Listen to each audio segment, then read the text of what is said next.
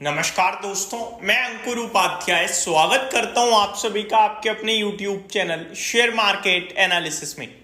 दोस्तों यहाँ पे आप सभी के साथ बात करने वाला हूं। कल बाजार के लिए बड़ा दिन है क्योंकि कल भारत की सबसे बड़ी कंपनी रिलायंस इंडस्ट्रीज अपने रिजल्ट्स पेश करेगी। न केवल नंबर्स पेश करेगी, साथ ही साथ जो रिसेंटली कंपनी ने बोनस इशू करा है 1:1 का, वो उसकी रिकॉर्ड डेट भी डिक्लेयर करते हुए दिखेगी। तो डिटेल्स क्या कह रही हैं, क्या रिपोर्ट्स में आया है, मैं आप सभी के साथ एक एक करके सारी चीजों को शेयर करता हूं। एंड रिलायंस के शेयर में बीते कुछ समय में बड़ी गिरावट भी देखने को मिली है। वन साइडेड टूटा है स्टॉक और हैवी वॉल्यूम्स आए हैं गिरावट में। डिलीवरी परसेंटेज काफी स्ट्रॉन्ग है।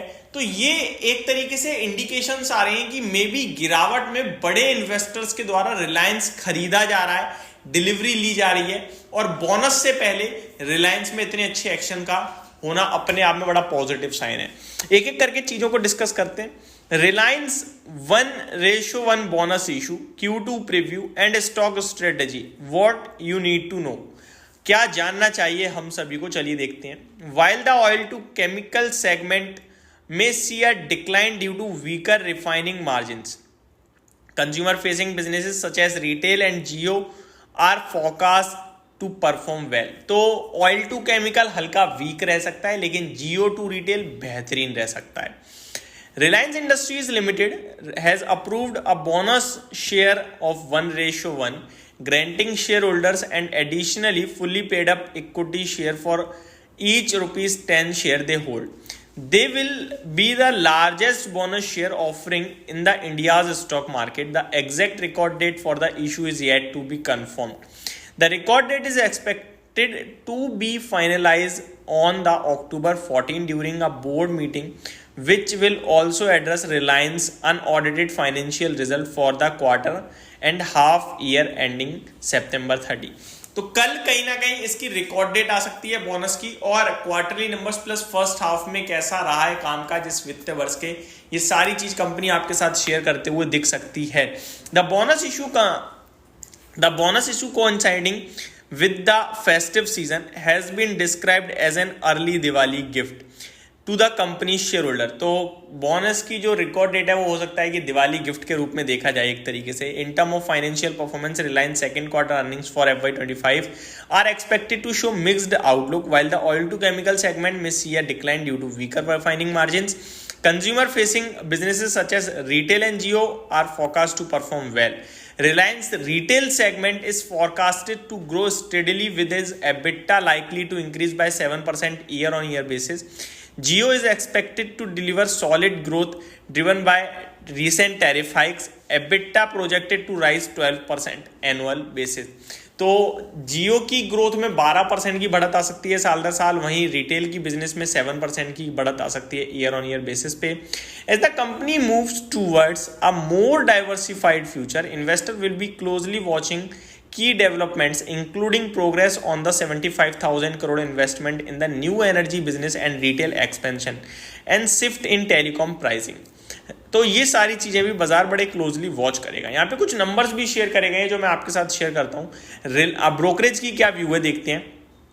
Reliance EBITDA could drop by 5.5% year on year. तो कामकाजी मुनाफा 5.5% घट सकता है साल दर साल, क्योंकि जो weakness in oil to chemical यानी O2C जो सेगमेंट है इनका, उसमें थोड़ी सी गिरावट आने के कारण यह हो सकता है। नुवामा का ये मानना है। However strong performances in consumer, ये वही रिपीट लाइन आ रही है बार बार। ये कह रहे हैं forecast 2% annual growth in consolidated EBITDA reaching 39,700 crore and the O2C segment, oil to chemical segment, is expected to face challenging quarter due to sharp 62% year-on-year basis drop in Singapore refining margins, with EBITDA from this segment predicted to fall by 26 to 27%, around 14,100 crore by the company's oil to gas EBITDA is expected to rise 4%। Simple language में बोला जाए तो oil to chemical कारोबार में दिक्कत दिख रही है इन्हें इस क्वार्टर में, और रिटेल यानी कि कंज्यूमर से रिलेटेड जो है रिटेल और आपका जियो ये अच्छा करेंगे, और इसी के चलते यहाँ पे प्रॉब्लम जो है इनके एक सेगमेंट में रहेगी और एक में अच्छी बढ़त आएगी। तो नंबर्स कहीं ना कहीं मिक्स रह सकते हैं, जहाँ पे अनुमान ओवरऑल नेट लेवल पे थोड़ा सा घटकर आने का लगाया जा रहा है और कंपनी बोनस की रिकॉर्ड डेट भी तय कर सकती है, दिवाली से पहले इन्वेस्टर्स को दिवाली गिफ्ट दे सकती है। अब रिलायंस के स्टॉक पे आ जाते हैं दोस्तों। जैसा कि मैंने बताया, रिलायंस के शेयर में भी रिसेंटली करेक्शन देखी गई है। 3200 के अराउंड का हाई है, 2744 पे आके खड़ा हो गया है स्टॉक। ऑलरेडी करेक्ट हो गया है, 27 के पीई पे खड़ा है। 18.5 लाख करोड़ का मार्केट कैप है, 20-22 लाख करोड़ के मार्केट कैप से टूटा है। 3-4 लाख करोड़ का मार्केट कैप टूट चुका है इस कंपनी का। मेरे को लगता है अच्छा भाव है खरीदारी करने के लिए। और रिसेंट में जो गिरावट आई उसमें बड़े वॉल्यूम्स जनरेट हुए हैं, तो आप ये कह सकते हो कि ऊपर से सेलिंग आई है, बट मुझे लगता है सेलिंग नहीं, नीचे बाइंग आ रही है। और ये बाइंग आने के कारण स्टॉक में डिलीवरी परसेंटेज अच्छी है, बट बाइंग आती तो स्टॉक टूटता नहीं ना, तो ये कंफ्यूजन बना हुआ है। बट मेरे को लगता है स्टॉक पे आप पॉजिटिव रहोगे तो पैसा बनाओगे। रिलायंस शॉर्ट करके पैसा बनाना बहुत मुश्किल है, लॉन्ग करके एक ना दिन बना ही लोगे। तो मैं लॉन्ग की साइड में बैठना चाहूंगा रिलायंस में। देखो, हम एक जर्नी में है, उस जर्नी में आप बीच में गिरावट देखोगे, ऊपर देखोगे, गिरावट, मंदी, तेजी सब देखोगे, लेकिन एट द एंड अगर ऊपर जा रहा है तो हमें ऊपर का प्ले करना चाहिए। अब हम उस जर्नी में नीचे को, बीच में जो वो एक बार के लिए टूटेगा, उस जर्नी को प्ले करने की कोशिश करेंगे तो शायद फंस सकते हैं। तो मैं पॉजिटिव बैठा हूं इसीलिए इस स्टॉक पे, और आप चाहो तो इन्वेस्टमेंट पर्पज से बाय ऑन डिप भी कर सकते हो इन लेवल से भी। तो ये मेरी तरफ से अपडेट थी। Thank you so much for watching this video. Have a great day guys.